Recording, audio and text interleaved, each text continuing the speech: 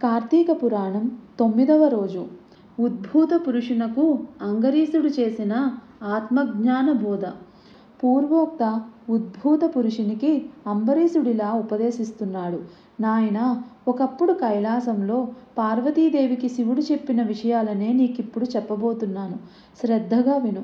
కర్మబంధశ్చ ముక్తిశ్చ కార్యం కారణమేవ చ స్థూల సూక్ష్మం తదా ద్వంద్వ సంబంధో దేహముచ్యతే. కర్మబంధము, ముక్తి కార్యము, కారణము, స్థూల సూక్ష్మము, ఈ ద్వంద్వ సంబంధితమే దేహమనబడుతూ ఉంది. అత్ర భ్రూమః సమాధానం కిన్యో జీవస్త్వమేవ హి స్వయం పృచ్ఛసి మాం కోహం బ్రహ్మైవాస్మి న సంశయః. జీవుడంటే వేరెవరో కాదు, నీవే. అప్పుడు నేనెవర్ని అని నిన్ను నువ్వు ప్రశ్నించుకుంటే నేనే బ్రహ్మనై ఉన్నాను, ఇది నిశ్చయము అనే సమాధానమే వస్తుంది. పురుష ఉవాచ. అంగీరస, నువ్వు చెప్పిన వ్యాఖ్యార్థ జ్ఞానము నాకు తట్టడం లేదు. నేనే బ్రహ్మను అని అనుకోవడానికైనా బ్రహ్మ అనే పదార్థమును గురించి తెలిసి ఉండాలి కదా. ఆ పదార్థ జ్ఞానము కూడా లేనివాడినైన నాకు మరింత వివరముగా చెప్పమని కోరుతున్నాను. అంగీరస ఉవాచ. అంతఃకరణానికి, తద్వ్యాపారానికి, బుద్ధికి సాక్షి సత్ చిత్ ఆనందరూపి అయిన పదార్థమే ఆత్మ అని తెలుసుకొనుము. దేహము కుండవలే రూపాధివత్గా ఉన్న పిండశేషము. ఆకాశాది పంచభూతాల వల్ల పుట్టినది అయిన కారణముగా ఈ శరీరము ఆత్మేతరమైనదే తప్ప ఆత్మ మాత్రం కాదు. ఇదే విధంగా ఇంద్రియాలు గాని, అగోచరమైన మనస్సు గాని, అస్థిరమైన ప్రాణము గాని ఇవేవీ కూడా ఆత్మ కాదు అని తెలుసుకో. దేనివలనైతే దేహేంద్రియాదులన్నీ భాసమనాలవుతున్నాయో అదే ఆత్మగా తెలుసుకొని ఆ ఆత్మ పదార్థమే నేనై ఉన్నాను అనే వికిచిస్తను పొందు.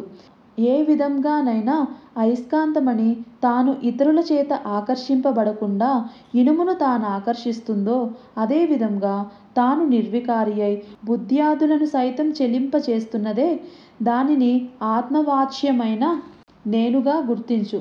దేని సాన్నిధ్యము వలన జడాలైన దేహేంద్రియ మనః ప్రాణులు భాసమనాలవుతున్నాయో అదే జనన మరణ రహితమైన ఆత్మగా భావించు. ఏదైతే నిర్వికారి అయి నిద్రాజాగ్రత్ స్వప్నాదులను వాటి ఆద్యంతాలను గ్రహిస్తున్నదో అదే నేనుగా స్మరించు. ఘటాన్ని ప్రకాశింపచేసే దీపం ఘటిలమైనట్లే దేహేతరమైన నేను అనబడే ఆత్మచేతనే దేహాదులన్నీ భాసమనాలవుతున్నాయి. సమస్తము పట్ల ఏర్పడుతుండే అను అగోచర ప్రేమైకారమే నేనుగా తెలుసుకో. దేహేంద్రియ మనః ప్రాణాహంకారాల కంటే విభిన్నమైనది జనితత్వ, అస్తిత్వ, వృద్ధిగతత్వ, పరిణామత్వ, క్షీణత్వ, నాసంగతత్వాలనే షడ్వికారాలు లేని దానినే ఆత్మగా, అదే నీవుగా, ఆ నీవే నేనుగా, నేనే నీవుగా, త్వమేహంగా భావించు. ఈ విధంగా త్వం పదార్థ జ్ఞానాన్ని పొంది తత్కారణాత్ వ్యాపించే స్వభావము వలన సాక్షాద్విధిముఖంగా తచ్చద్భారాన్ని గ్రహించి తత్శబ్దానికి బ్రహ్మ అని అర్థము. అతద్వ్యవృత్తి రూపేణ సాక్షాద్విధిముఖేన చ వేదాంతానాం ప్రవృత్తి స్యాత్ ద్విరాచార్య సుభాషితం. అతః శబ్దానికి బ్రహ్మణమైన ప్రపంచమని అర్థం. వ్యావృతి అంటే ఇది కాదు, ఇది కాదు అనుకుంటూ ఒక్కొక్కటిగా ప్రతిదానిని కొట్టిపారేయడం అంటే ఈ చెయ్యి ఆత్మ కాదు, ఈ కాలు ఆత్మ కాదు అనుకుంటూ ఇది కాకపోతే మరి అది ఏది అని ప్రశ్నించుకుంటూ పోగా పోగా మిగిలేదే ఆత్మ అని అర్థం. ఇక సాక్షాద్విధిముఖాత్ అంటే సత్యం జ్ఞాన మనంతం బ్రహ్మ అనే వాక్యాల ద్వారా సత్యం జ్ఞానం ఆనందాల వలనే ఆత్మ నరయగలగాలని అర్థం. ఆ ఆత్మ సంసార లక్షణావేష్టితం కాదని, సత్యమని, దృష్టిగోచరము కాదని, చీకటిని ఎరుగదని లేదా చీకటికి అవతలిదని పోల్చి చెప్పడానికి వీలు లేనంతటి ఆనందమయమని, సత్యప్రజ్ఞాది లక్షణయుతమని, పరిపూర్ణమని పూర్వోక్త సాధనాల వలన తెలుసుకో. దేనినైతే సర్వజ్ఞం పరేశం, సంపూర్ణం, శక్తిమంతంగా వేదాలు కీర్తిస్తున్నాయో ఆ బ్రహ్మ నేనేనని గుర్తించు. ఏది తెలుసుకుంటే అన్నీ తెలిసిపోతాయో అదే ఆత్మ, అదే నువ్వు, అదే నేను.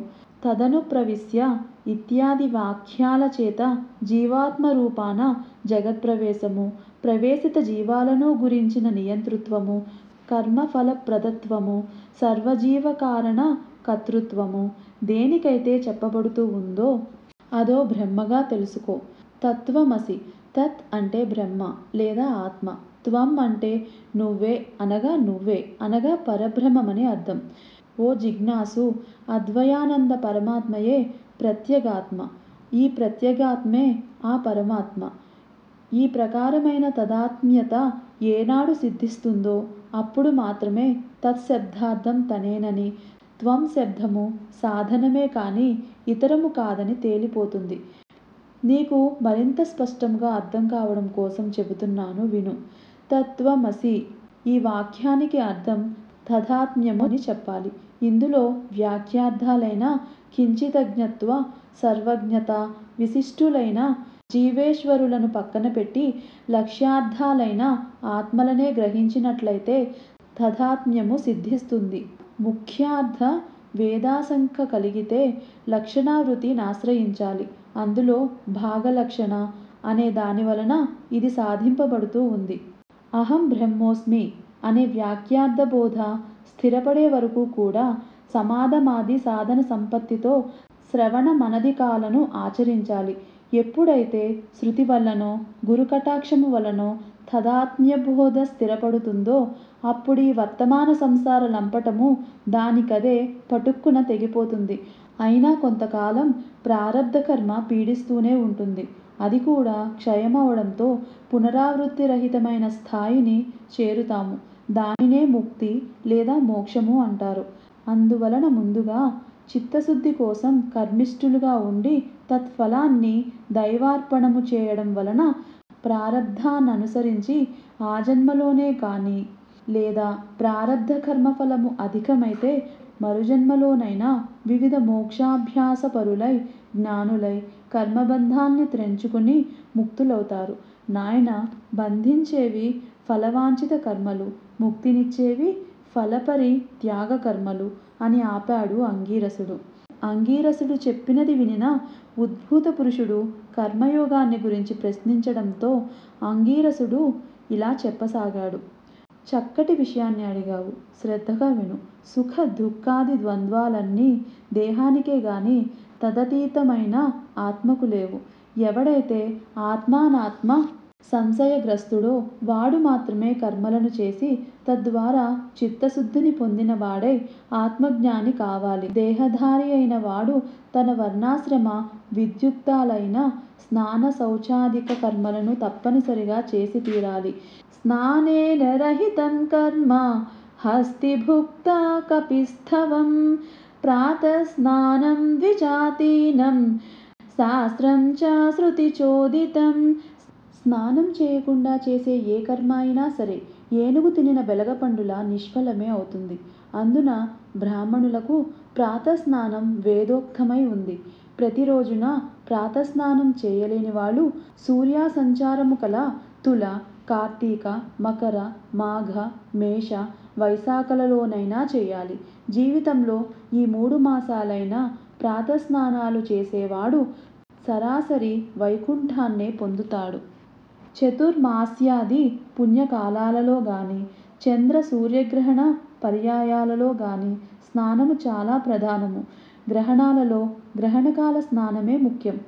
సర్వకాలాల యందు బ్రాహ్మణులకు, పుణ్యకాలాలలో సర్వ ప్రజలకు స్నాన సంధ్య జప హోమ సూర్య నమస్కారాలు తప్పనిసరిగా చేయవలసి ఉన్నాయి. స్నానాన్ని వదిలిన వాడు రౌరవ నరకగతుడై పునః కర్మభ్రష్టుడిగా జన్మిస్తాడు.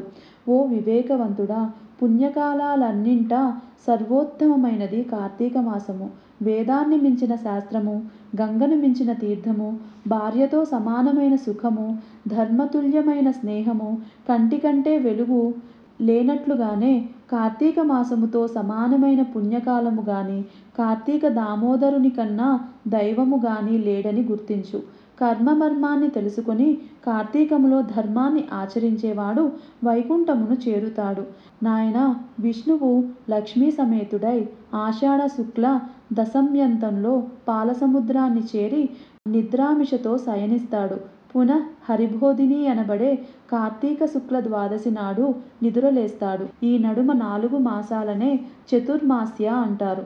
విష్ణువునకు నిద్రాసుఖప్రదమైన ఈ 4 నెలలు కూడా ఎవరైతే హరిధ్యానమును పూజలను చేస్తుంటారో వాళ్ళ పుణ్యాలు అనంతమై విష్ణులోకాన్ని పొందుతారు. ఈ విషయమై ఒక పురాణ రహస్యాన్ని చెబుతాను విను. ఒకానొక కృతయుగంలో విష్ణువు లక్ష్మితో సహా వైకుంఠ సింహాసనాన్ని అలంకరించి ఉండగా నారదుడు అక్కడకు వెళ్ళి వారికి మ్రొక్కి, హే శ్రీహరి, భూలోకంలో వేదవిధులు అడుగంటాయి. జ్ఞానులు సైతము గ్రామ్యాసుఖాలకు లోనైపోతున్నారు. ప్రజలంతా వికర్ములై ఉన్నారు. వారెలా విముక్తులవుతారో తెలియక నేను దుఃఖితుడునవుతున్నాను అని విన్నవించుకున్నాడు. నారదుని మాటలకు విశ్వసించిన నారాయణుడు సతీ సమేతుడై వృద్ధ బ్రాహ్మణ రూపధారి అయి తీర్థక్షేత్రాదులలోనూ బ్రాహ్మణ పరిషత్ పట్టణాలలోనూ పర్యటించసాగాడు. కొందరు ఆ దంపతులకు అతిథి సత్కారాలు చేశారు. కొందరు హేళన చేశారు. కొందరు లక్ష్మీనారాయణ ప్రతిమలను పూజిస్తూ వీళ్లను తిరస్కరించారు. కొందరు అపక్ష్యాలను పాపాచరణులని చూసిన శ్రీహరి ప్రజోద్ధరణ చింతనా మానసుడై చతుర్భుజాలతో కౌస్తుభాది ఆభరణాలతో యథారూపాన్ని పొంది ఉండగా జ్ఞానసిద్ధుడైన ఋషి తన శిష్యగణ సమేతముగా వచ్చి ఆయనని ఆరాధించాడు. అనేక విధాలుగా స్తుతించాడు. 9వ రోజు పారాయణ సమాప్తం.